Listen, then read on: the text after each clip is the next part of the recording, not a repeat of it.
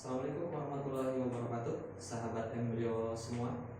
Oke, kita lanjutkan. Kali ini kita akan membahas mengenai paket 4, di mana topik kita hari ini adalah mengenai bioteknologi dan biologi lingkungan. Oke, sebelum sahabat melanjutkan menonton video ini, pastikan dulu sahabat siap dengan bukunya. Jadi harus disertai dengan buku ketika melihat video ini. Jadi artinya akan menimbulkan kebingungan malah ketika sahabat hanya sekedar menonton video ini tanpa melihat apa yang ada di buku. Kemudian pastikan juga sebelum menyimak pembahasan di sini, sahabat terlebih dahulu mencoba menjawab terlebih dahulu. Jadi bagi yang belum mengerjakan soal, silahkan pause dulu, kerjakan soalnya, nanti baru lanjutkan untuk menonton tayangan pembahasan. Ya, karena keterbatasan dari waktu tentunya kita tidak seperti biasa ya kalau ketemu di kelas. Mungkin yang sering ketemu saya sering pulang malam gitu ya. Nah, jadi untuk kali ini biar efektif, jadi silakan sahabat kerjakan dulu, pastikan dulu sudah mengerjakan. Untuk pembahasan saya tidak akan dari awal step by step dari apa yang sudah dipahami, tapi langsung dari penjelasan apa yang ditanyakan di soal. Oke, di luar apa yang saya jelaskan, ketika sahabat membutuhkan penjelasan lebih lanjut atau ada kebingungan, silahkan seperti biasa jangan ragu untuk tanyakan secara langsung. Ya, oke, kita akan mulai langsung saja di topik bioteknologi dan biologi lingkungan. Di sini seputar pemanfaatan makhluk hidup, metabolismenya, fisiologisnya untuk menghasilkan produk berupa barang ataupun jasa. Oke, jadi kita langsung saja ya, kita ke soal nomor 1. Soal nomor 1 di sini menanyakan manakah dari peristiwa-peristiwa berikut atau proses-proses berikut yang berkaitan erat dengan kegiatan bioteknologi. Oke, kita lihat. Tadi kita sudah sedikit menyinggung di awal bahwa yang namanya bioteknologi di sini adalah merupakan pemanfaatan makhluk hidup.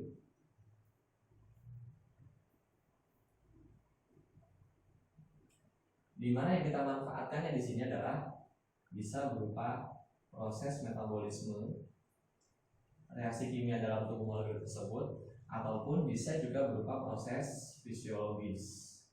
Oke, artinya proses-proses yang merupakan cara kerja dari organ-organ tubuh. Oke, jadi dua hal prinsip ini yang nanti akan melandasi bagaimana bioteknologi digunakan. Jadi ketika kita memanfaatkan metabolisme dan fisiologis dari makhluk hidup untuk menghasilkan barang atau jasa, kita bisa sebutkan hal itu termasuk bagian dari bioteknologi.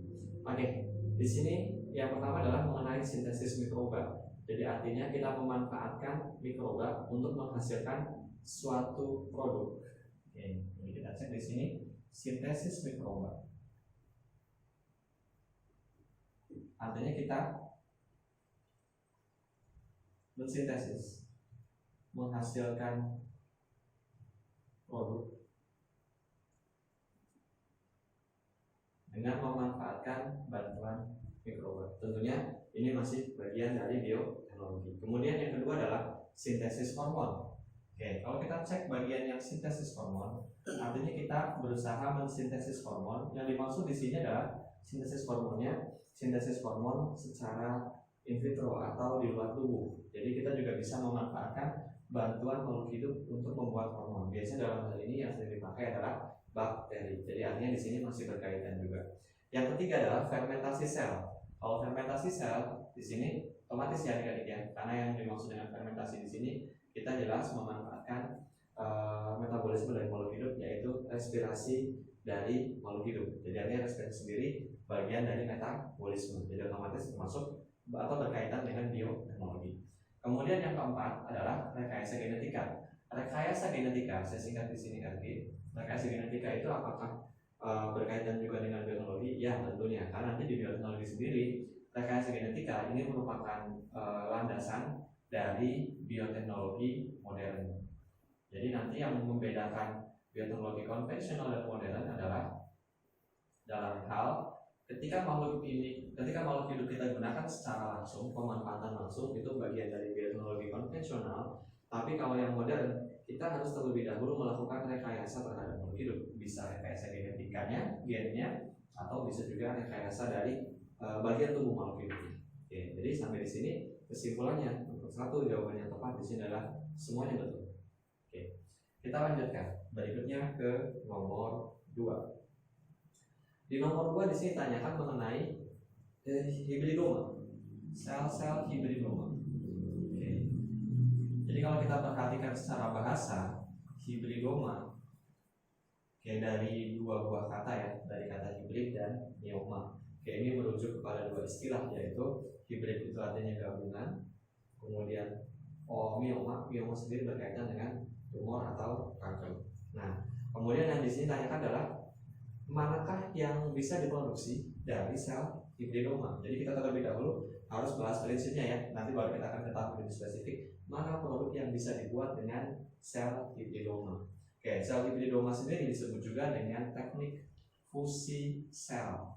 Artinya fusi itu kita menggabungkan. Oke, tentunya sahabat yang belajar fisika juga ada ya reaksi fusi ya di sana. Oke, fusi di sini yang kita gabungkan biasanya yang pertama harus ada adalah sel kanker. Nah, kenapa kita perlu sel kanker di sini? Sel kanker ini dia punya sifat aktif membelah.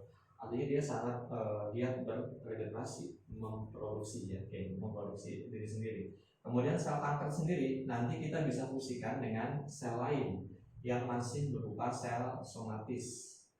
Nah, yang belakangan dimanfaatkan atau yang sering dimanfaatkan adalah biasanya kita bisa mengambil limfosit. Nah, mari kita ingat-ingat lagi apa itu limfosit. Oke, limfosit kita bantu ingat dengan kata-kata limfosit, leukosit, trombosit. Nah, bagian yang manakah leukosit? Leukosit tentunya termasuk bagian dari leukosit atau sel darah putih. Yang mana sel darah putih sendiri ada 5 ya. Oke, dari diantara yang 5 tadi ada monosit, limfosit, eosinofil, kemudian neutrofil dan basofil. Nah, limfosit ini adalah bagian dari sel darah putih yang spesifik dia memproduksi antibodi atau zat kekebalan tubuh, sehingga kalau kita menggabungkan sel kanker dengan limfosit tentunya kita akan dapat antibodi, dan antibodi ini bersifat spesifik sehingga produknya nanti kita sebut dengan antibodi monoklonal karena kita hanya mengambil satu limfosit, jadi bukan antibodi poliklonal. Oke, kemudian berikutnya sel somatisnya ini prinsipnya adalah bisa juga diambil dari sel tubuh yang lain, misalnya sel penghasil hormon atau kelenjar endokrin. Jadi kita bisa ambil sel-sel pada kelenjar endokrin sesuai dengan apa yang kita inginkan. Jadi ketika kita ingin memproduksi hormon insulin, berarti kita bisa ambil kelenjar endokrinnya berasal dari sel pankreas gitu. Kemudian kita misalnya ingin menghasilkan hormon pertumbuhan, kita bisa ambil misalnya dari kelenjar tiroid. Kita butuh hormon tiroksin ya, berarti kesimpulannya. Jadi artinya di sini kita bisa menggabungkan sel kanker dengan kelenjar endokrin. Tujuannya kita akan mendapatkan hormon. Sehingga sampai di sini nomor 2 jawaban yang tepat adalah B. Oke. Kalau vaksin sendiri, kenapa tidak bisa dibuat oleh hibridoma? Karena prinsip dari vaksin sendiri adalah mikroorganisme yang dilemahkan. Tujuannya dimasukkan ke dalam tubuh supaya tubuh kita mengenali dan memproduksi antibodi secara alami. Jadi prinsipnya di situ bukan dari fusi dua buah sel ya, tapi kita mengambil mikroorganisme, kita lemahkan, kita masukkan ke dalam tubuh. Jadi ini tidak berkaitan dengan sel hibridoma. Oke, kita lanjutkan berikutnya ke nomor 3. Di nomor 3 di sini ditanyakan organisme uniseluler lebih cocok digunakan sebagai agen hayati dalam rekayasa genetika daripada organisme multiseluler. Ya, artinya kalau kita lihat di sini lebih cocok, memang selama ini vektor atau pemindah gen yang seringkali digunakan itu memang berupa virus atau berupa bakteri. Jadi kesimpulannya ya memang sampai saat ini agen hayati untuk rekayasa genetika memang lebih banyak menggunakan organisme bersel satu. Jadi betul ya pernyataan. Kemudian organisme uniseluler lebih mudah mengalami mutasi mutasi bila dibandingkan organisme multiseluler. Jadi artinya kita tinjau dulu ya mutasi. Mutasi sendiri adalah ketika terjadi perubahan pada gen ataupun pada kromosom, sehingga nanti jenis mutasi sendiri mungkin sahabat bisa ingat di pelajaran sebelumnya tentang substansialitas, ada mutasi gen dan mutasi kromosom. Nah, penyebab mutasinya sendiri kita sebut dengan mutagen. Nah, jadi mudah tidaknya individu mengalami mutasi dipengaruhi juga oleh mudah tidaknya dia terpapar oleh mutagen. Jadi kalau secara umum kita bisa simpulkan apakah setiap yang bersel satu mudah mengalami mutasi.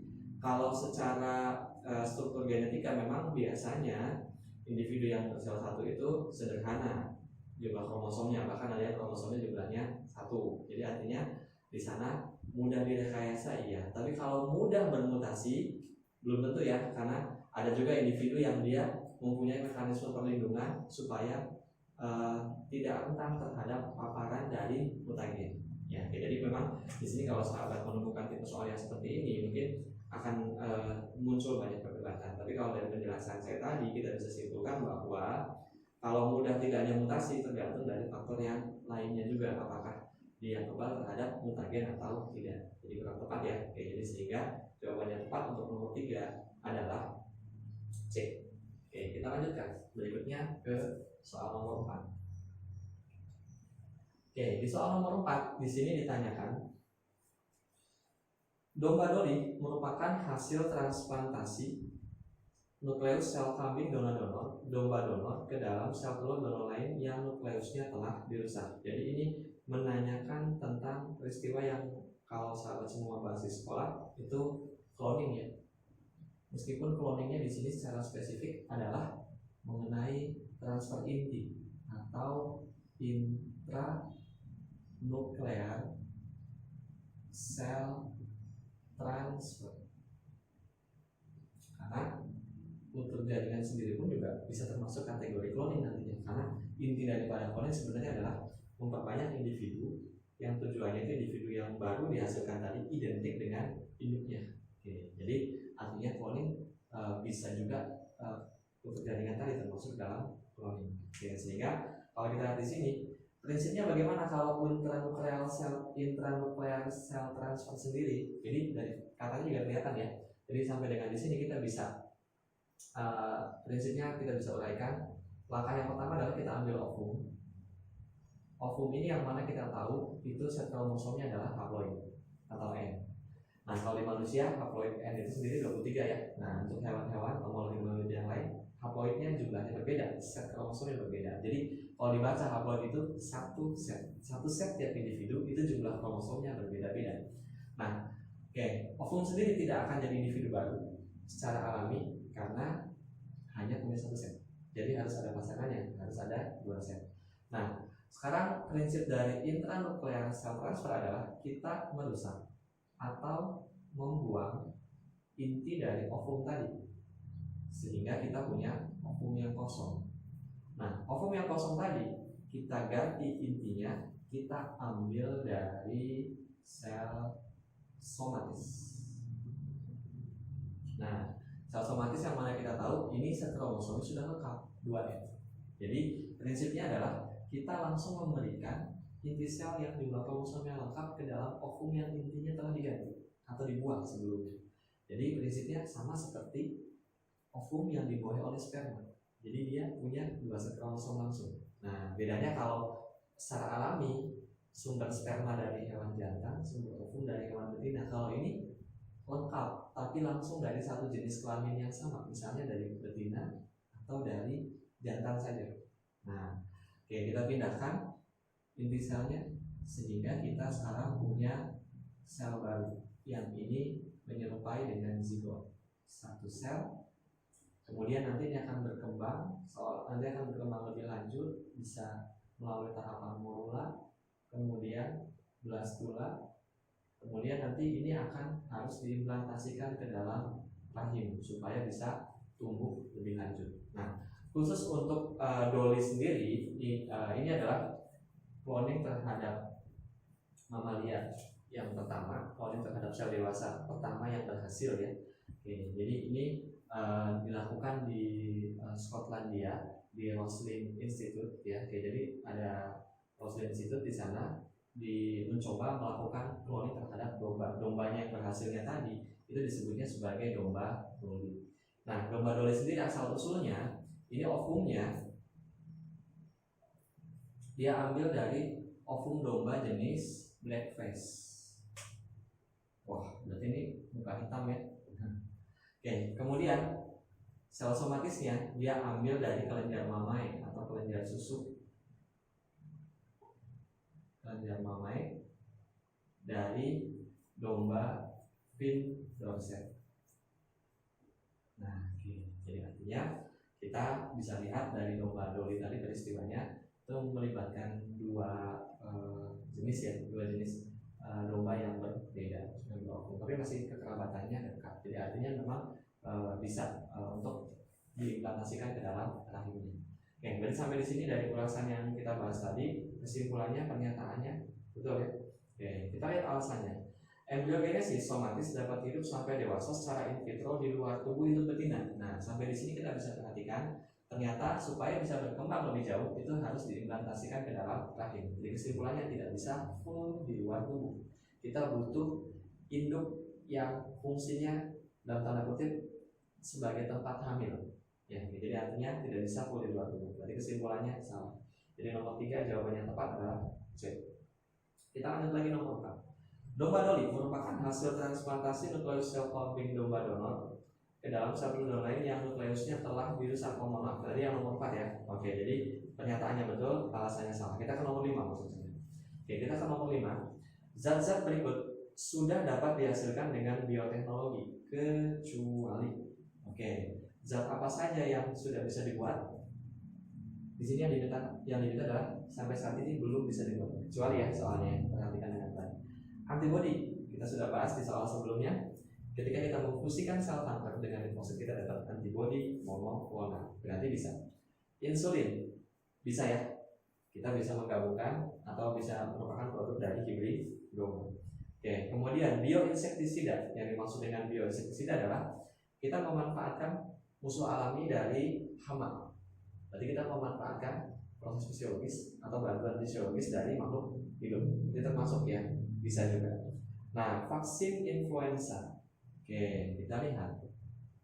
Vaksin kan tadi prinsipnya adalah mikroorganisme, biasanya berupa virus atau bakteri yang dilemahkan. Oke, dilemahkan. Tujuannya nantinya akan dimasukkan ke dalam tubuh, diinjeksi ke dalam tubuh.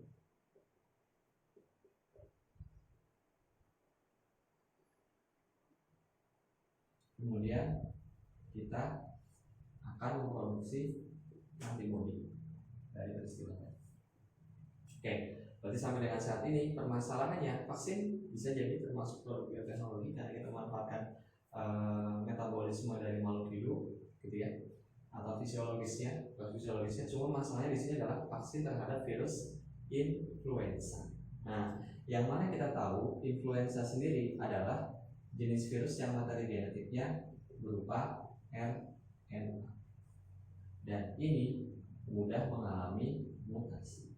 Jadi artinya kita sulit membuat vaksin dari virus influenza karena jenisnya akan mudah berubah di alam, sehingga vaksin tadi tidak lagi efektif. Ketika kita sudah bisa buat, tapi nanti akan ada virus jenis baru lagi yang kita tidak bisa bunuh. Jadi di sini yang belum bisa dihasilkan dengan baik sampai saat ini adalah vaksin influenza. Kalau testosteron sama dengan hormon ya, hormon insulin, jadi sama saja. Jadi kesimpulannya di sini yang tidak bisa kita sampai dengan saat ini bioteknologi ciptakan dengan baik adalah vaksin influenza. Oke. Berikutnya nomor 6. Oke. Nomor 6 di sini tanyakan mengenai aktivitas yang berkaitan dengan cloning. Transfusi darah, kita mentransfusikan, mendonorkan darah kepada orang yang kekurangan darah. Prinsip dari cloning sendiri kita ulas lagi bahwa yang namanya cloning itu tujuannya adalah menghasilkan individu baru yang secara genetik identik. Maksudnya adalah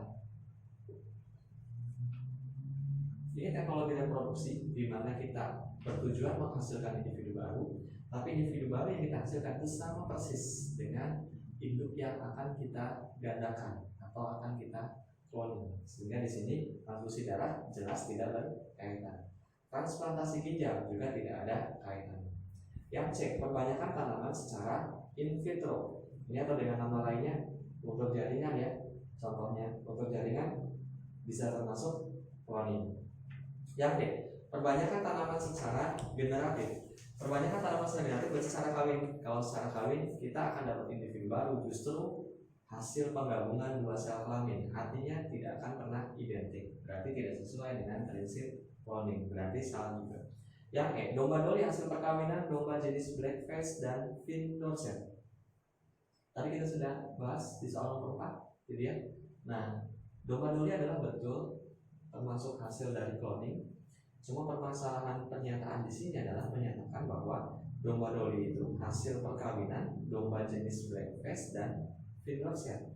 Sedangkan kita tahu domba doli sendiri itu adalah bukan dari hasil perkawinan, karena kita ambil ovum yang kosong, kita buang, kita ganti inti selnya. Artinya berarti sampai di sini tidak melibatkan sperma atau ovum, ya. Oke, jadi memang kalau sahabat nemu tipe soal yang begini, ini soal asli tes masuk PTN di tahun-tahun yang sebelumnya, oke, mungkin akan ada dua versi jawaban, bisa C, bisa E. Tapi kalau ada analisis di sini adalah nomor 6 menyatakan bahwa aktivitas berikut yang terkait dengan cloning.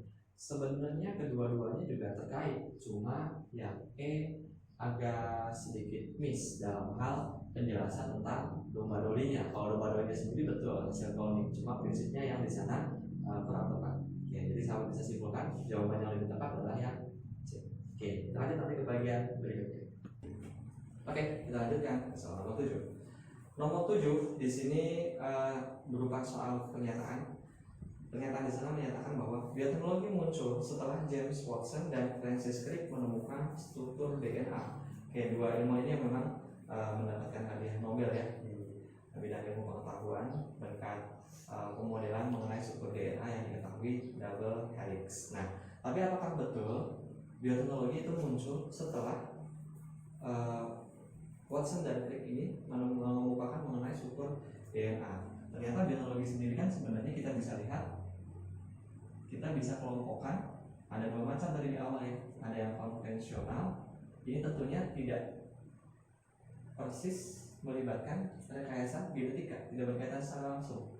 Untuk yang modern ya, jadi kesimpulannya bioteknologi apakah berkembangnya setelah adanya struktur DNA tadi yang konvensional, jauh-jauh sebelum itu juga sudah ada. Bahkan di zaman Mesir kuno juga sudah digunakan prinsip-prinsip bioteknologi ya, misalnya menggunakan membuat minuman khamir gitu ya, atau wine lah kalau bahasa sekarangnya, itu juga sudah termasuk bioteknologi. Jadi kurang tepat pernyataan. Kemudian bioteknologi adalah ilmu yang mendasarkan diri pada teknik rekayasa genetika. Salah satunya iya, artinya rekayasa DNA atau rekayasa genetika itu merupakan bagian yang sangat penting dalam bioteknologi modern. Ya, jadi kesimpulannya nomor 7 yang tepat jawabannya adalah D. Oke, kita lanjutkan. Cukup jelas ya. Kita lanjutkan soal nomor 8.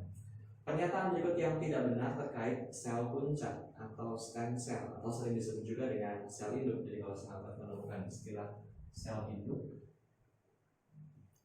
atau stem cell atau sel puncak. Nah, oke, yang ditanyakan ini berkaitan dengan karakteristik dari sel puncak, tapi yang di sini yang diminta yang tidak benar, tidak benar. Oke.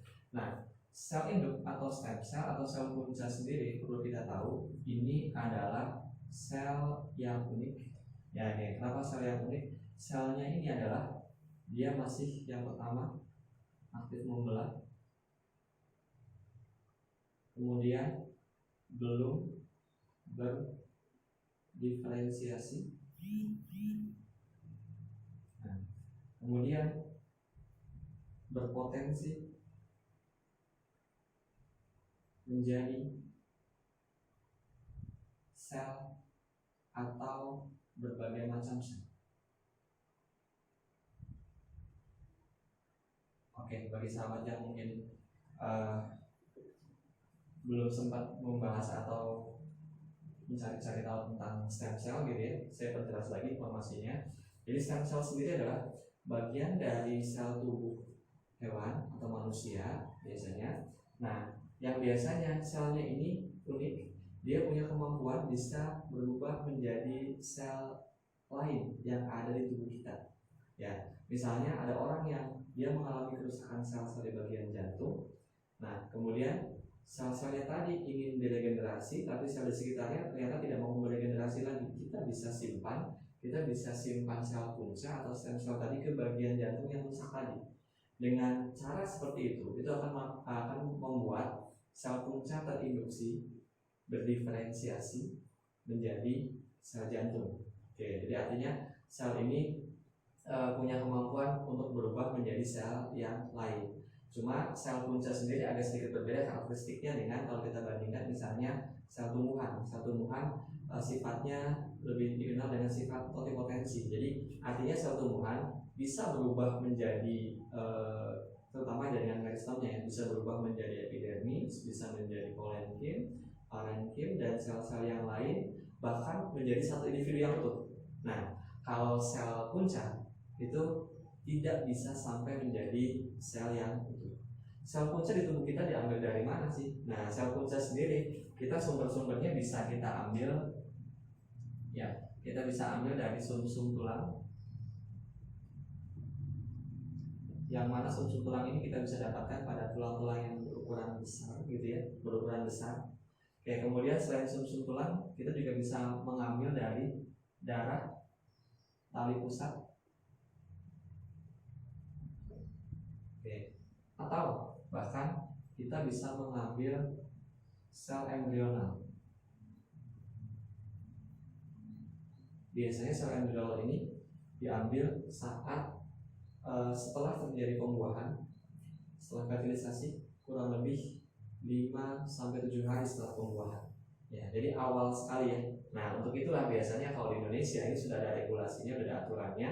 Kita boleh mengambil stem cell dari sum-sum tulang atau darah dari tali pusat untuk tujuan medis, tujuan pengobatan. Tapi untuk sel embrional untuk alasan etika, keagamaan juga gitu ya, ini dilarang. Jadi artinya tidak boleh kita mengambil sel stem cell yang berasal dari sel embrional karena otomatis ini berkaitan erat dengan peristiwa reproduksi ya. Oke, jadi di sana yang dilarang, tidak bisa.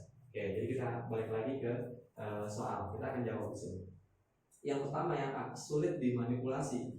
Nah, apakah sel punca ini sulit dimanipulasi? Ini kata-katanya cukup multitafsir. Maksud sulit dimanipulasinya adalah dalam hal apa?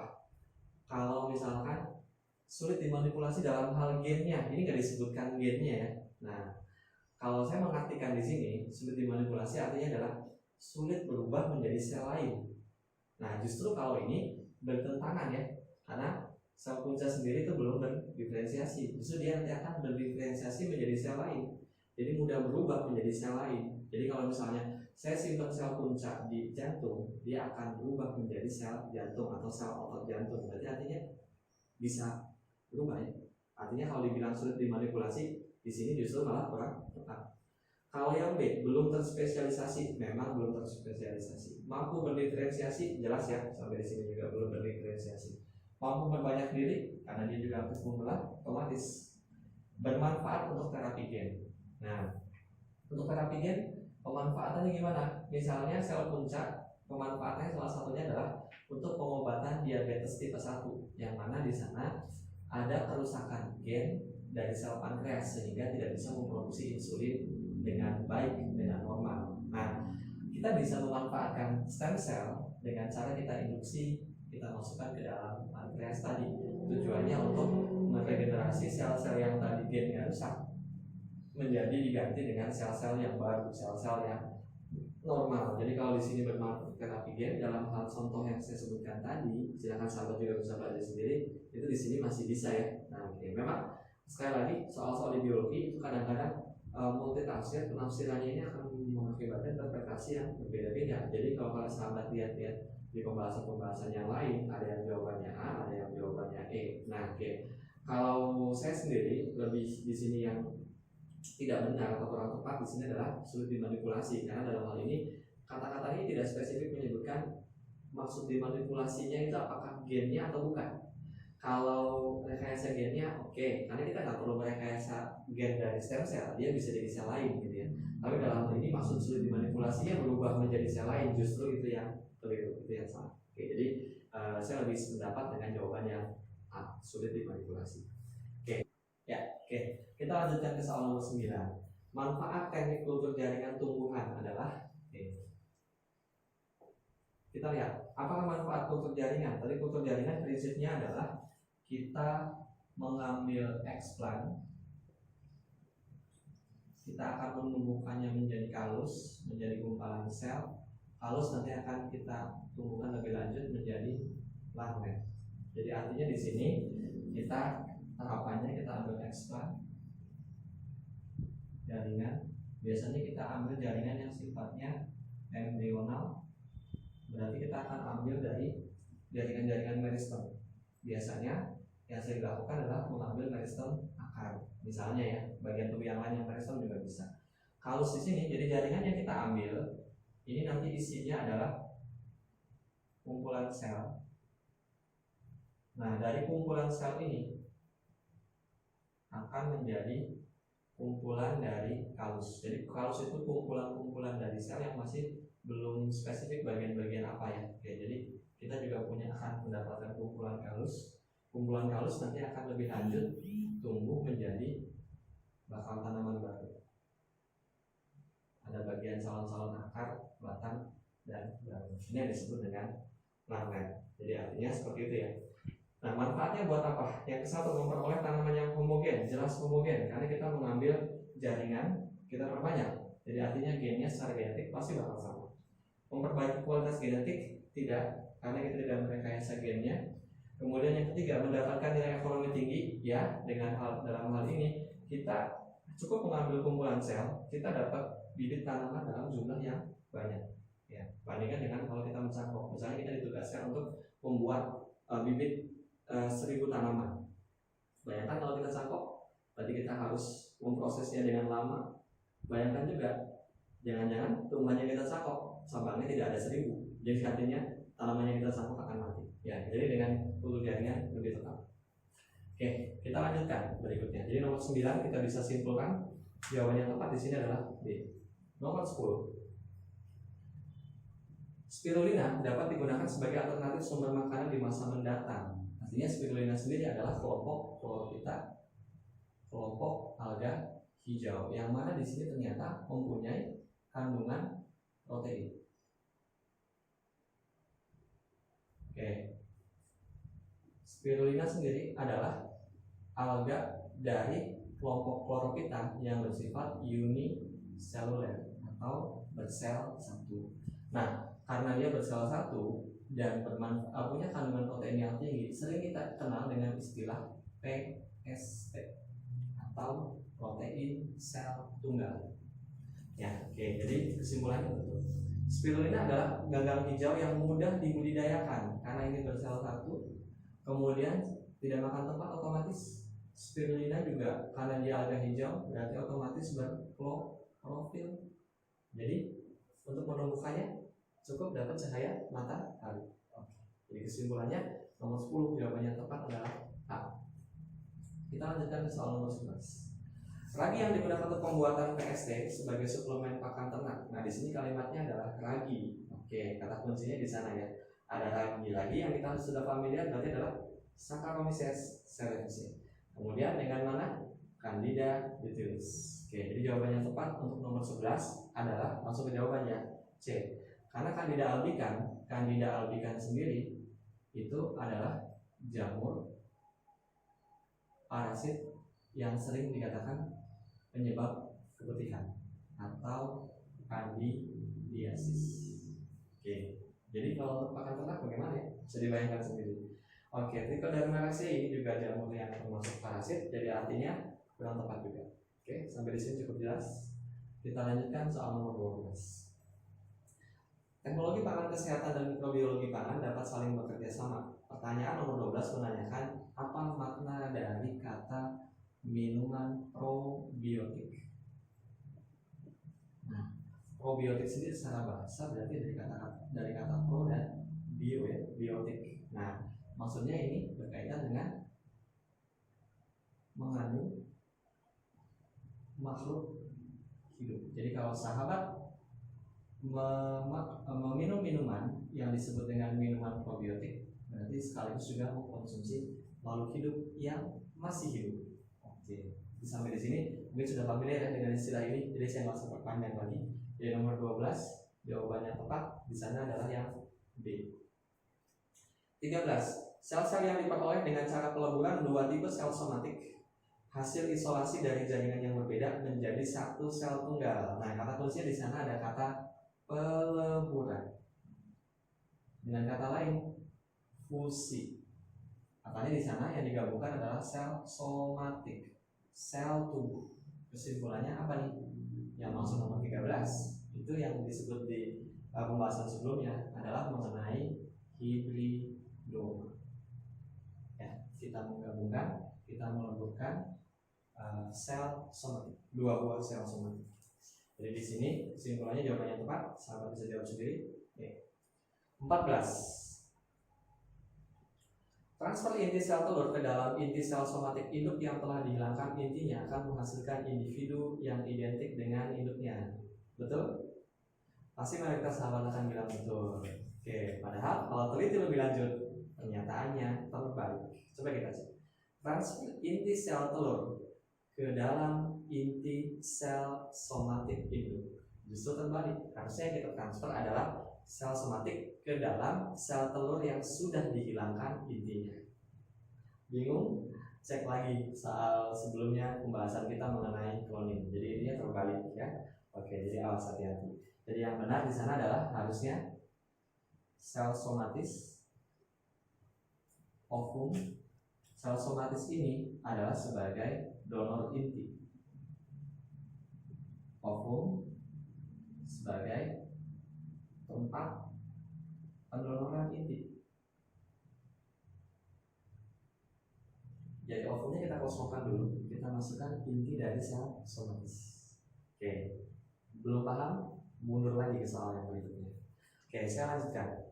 Inti sel telur mengandung materi genetik yang berasal dari induk, tentunya karena sel telur itu dihasilkan dari sel tubuh sebenarnya. Jadi kesimpulannya betul. Jadi nomor 14 jawaban yang tepat adalah D. Oke, nomor 15. Teknik kultur jaringan sering digunakan untuk memperoleh tanaman dalam jumlah banyak dengan sifat yang sama. Ini berkaitan dengan soal sebelumnya. Jaringan yang ditanyakan adalah yang punya daya totipotensi paling tinggi. Oke, yang mana? Kita cek, kita analisis. Mesofil, secara bahasa mesofil, meso artinya tengah-tengah, fil itu daun. Jadi ini artinya adalah lapisan tengah kalau secara bahasa Indonesia. Atau kalau kita terjemahkan, yang di tengah daun tadi maksudnya adalah jaringan palisade dan jaringan spons. Ini jaringan yang sebagai tempat fotosintesis. Oke. Tadi di kultur jaringan syaratnya adalah kita harus mengambil jaringan embrional. Jelas, mesofil bukan jaringan embrional, ini jaringan dewasa. Oke, parenkim jaringan dewasa juga. Korteks isinya parenkim juga sebenarnya. Ompulur isinya parenkim juga. Jadi B, D, dan E sama saja sebenarnya. Nah, jadi di sana yang paling beda adalah yang C. Jadi tipsnya adalah sahabat kalau menemukan soal yang agak susah, analisis. Biasanya kadang-kadang clue-nya ada di sana. Oke, jadi yang tepat nomor 15 jawabannya adalah jaringan meristem karena memang sifatnya sendiri yang meristematis. Oke, untuk itu sampai di sini dulu sahabat untuk soal nomor 15. Nanti kita akan lanjutkan pada part berikutnya.